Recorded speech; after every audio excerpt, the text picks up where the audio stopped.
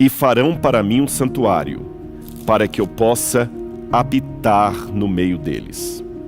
E me farão um santuário, disse o Senhor, para que eu possa habitar no meio deles.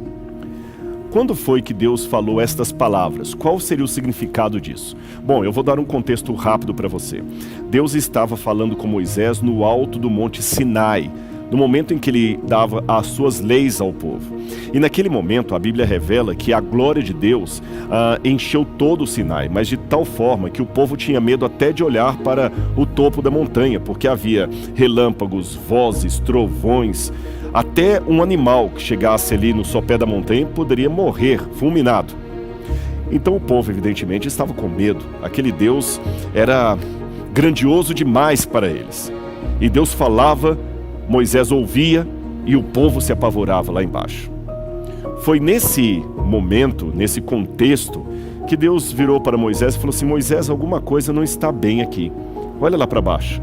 O povo está morrendo de medo de mim.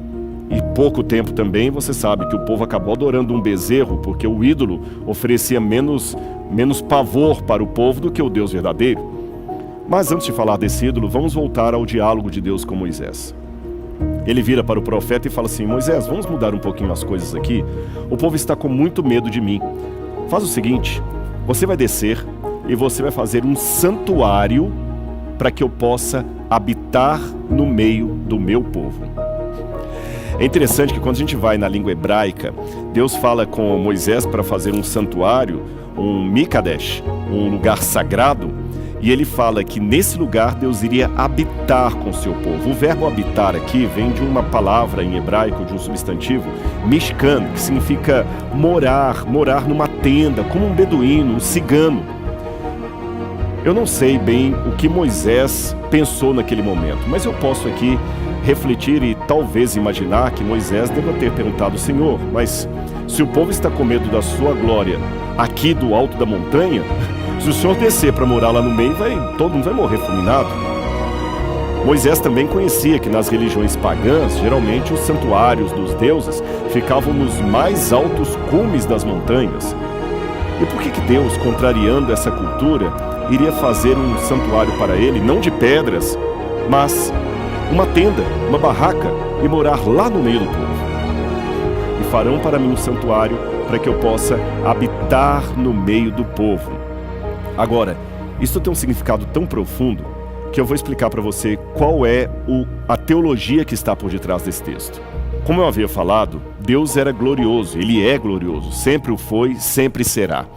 Mas a glória de Deus é tão majestosa que às vezes, numa função até paradoxal, a maneira de Deus se revelar é se escondendo. Isso mesmo, Deus tem que ocultar a glória dele para que nós não sejamos consumidos por ela. E foi isto que ele fez quando pediu a Moisés para construir um santuário, uma tenda, para que ele pudesse habitar no meio do povo. Saindo do Antigo Testamento, indo para as páginas do Novo Testamento no Evangelho, nós vemos novamente esse movimento de Deus. Mas dessa vez não descendo de uma montanha, mas sim do próprio céu. Quer ver? Assim diz na Bíblia: E o Verbo se fez carne e habitou entre nós. Você lembra o que Deus tinha falado para Moisés? E me farão um santuário para que eu possa habitar no meio deles. Falei que o verbo habitar vem da palavra mishkan, que é morar numa tenda. No grego do Novo Testamento, o verbo que é usado para habitar é o mesmo de armar uma tenda. É como se eu dissesse assim: e o verbo se fez carne e armou a sua tenda para morar no meio de nós. E vimos a sua glória, glória como do unigênito do Pai.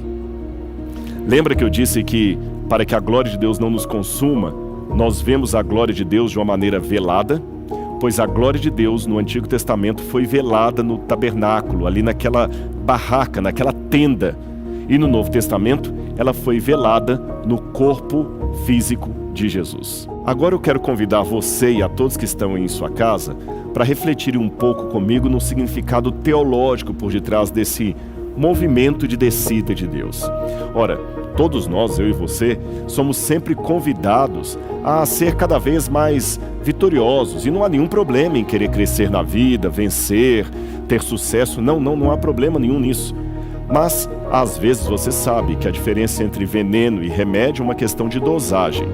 Sendo assim, vamos refletir sobre esse convite que o mundo sempre nos faz para ser os melhores, aqueles que estão em primeiro lugar, os mais bonitos. Olha o incentivo, por exemplo, das redes sociais. É filtro para deixar a sua foto mais bonita, é uma forma de colocar você ali com o Photoshop, é sempre mostrando as férias, o momento da risada, da felicidade. As pessoas hoje parece que estão sendo convidadas a ser cada vez menos humanas. As pessoas não querem chorar, não querem demonstrar suas emoções, seu lado fraco. É melhor mostrar apenas as suas conquistas, não as suas fraquezas. Que diferença, não é? Enquanto nós somos muitas vezes convidados pela sociedade a nos divinizar, a tornar-nos deuses, semelhante àquela tentação da serpente para Eva no deserto, no Éden, Deus, ao contrário, resolveu se humanizar. Percebeu? Nós somos convidados a subir a montanha e ter a glória de Deus, algo que Lúcifer também quis no céu. Deus, ao contrário, deixa a glória dele e vem morar no meio de nós. Sendo assim, algumas perguntas que você pode fazer aí para o pessoal. O que significa humanizar-se? Se Deus, que é tão glorioso, não teve vergonha de se tornar humano, e tão humano a ponto de admitir fraquezas, sim, fraquezas. Jesus deixou a cruz cair. Ele não teve fraqueza moral, ele não cometeu pecado, mas ele deixou a cruz cair. Ele teve medo, ele pediu água, ele gritou de sede, ele gritou: Deus meu, por que me desamparaste? Jesus não colocou um filtro na sua imagem para ficar mais bonitinho. Ele assumiu o que está escrito em Isaías 53. Não havia nele nenhuma beleza que nos agradasse. Como é que nós podemos colocar em prática o exemplo de Deus? O que significaria hoje, no século XXI, o ato de humanizar-se? O que você pensa disso? Eu gostaria de convidar você agora a conversar com as pessoas aí na sua sala sobre esses temas. O que significa para você esse ato de Deus descer do Monte Sinai? Qual deveria ser o meu desafio de descer do meu Sinai para morar no meio do povo? O que significaria hoje, em termos práticos, humanizar-se? Pense nisso.